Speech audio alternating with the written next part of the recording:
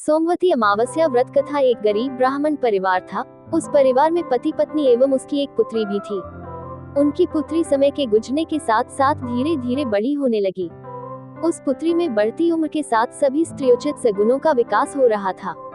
वह कन्या सुंदर, संस्कारवान एवं गुणवान थी, परंतु गरीब होने के कारण उसका विवाह नहीं हो पा रहा था। एक दिन उस ब्राह्मण के घर एक साधु महाराज पधारे। साधु उस कन्या के सेवा भाव से अत्यधिक प्रसन्न हुए। कन्या को लंबी आयु का आशीर्वाद देते हुए साधु ने कहा कि इस कन्या के हाथ में विवाह योग्य रेखा नहीं है। तब ब्राह्मण दंपति ने साधु से इसका उपाय पूछा। कन्या ऐसा क्या करे कि उसके हाथ में विवाह योग बन जाए। साधु महाराज ने कुछ देर विचार करने के पश्चात अपनी अंतर्दृष्टि में ध्यान करके बताया कि कुछ ही दूरी पर एक गांव में सोना नाम की एक धोबिन महिला अपने बेटे और बहू के साथ रहती है, जो बहुत ही आचार विचार एवं संस्कार संपन्न तथा पति परायण है। यदि यह सुकन्या उस धोबिन की सेवा करे और वह महिला इसकी शादी में अपने मांग का सिंदूर लगा दे तथा उसके बाद इस कन्या का विवाह हो जाए, तो इस कन्या का वैधव्य योग मिल सकता है। साधु ने यह भी बताया कि वह महिला कहीं बाहर आती जाती नहीं है। ये बात सुनकर ब्राह्मणी ने अपनी बेटी से धोबिन की सेवा करने का प्रस्ताव रखा।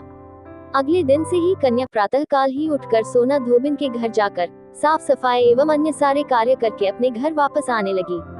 एक दिन सोना धोबिन अपनी बहू से पूछती है कि तुम तो सुबह ही उठकर सारे काम कर लेती हो और पता भी नहीं चलता।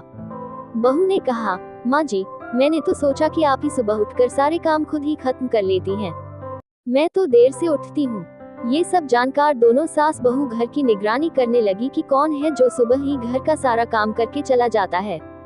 कई दिनों के बाद धोबिन ने देखा कि एक कन्या मुंह ढके अंधेरे में घर में आती है और सारे काम करने के बाद चली जाती है।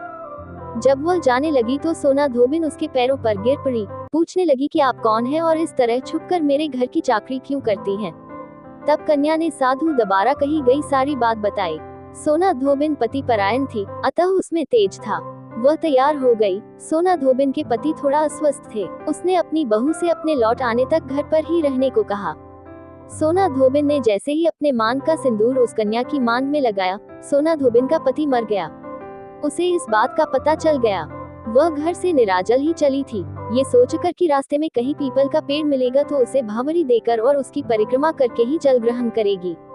उस दिन सोमवती अमावस्या थी। ब्राह्मण के घर मिले पुए पकवान की जगह उसने ईंट के टुकड़ों से 108 बार भावरी देकर 108 बार पीपल के पेड़ की परिक्रमा की और उसके बाद जल ग्रहण किया। ऐसा करते ही उसके पति के मृत शरीर में वापस जान आ गई। धोबिन का पति फिर से जीवित हो उठा। अगर आपको ये कथाएं पसंद है तो कृपया शेयर, लाइक या कमेंट जरूर करें।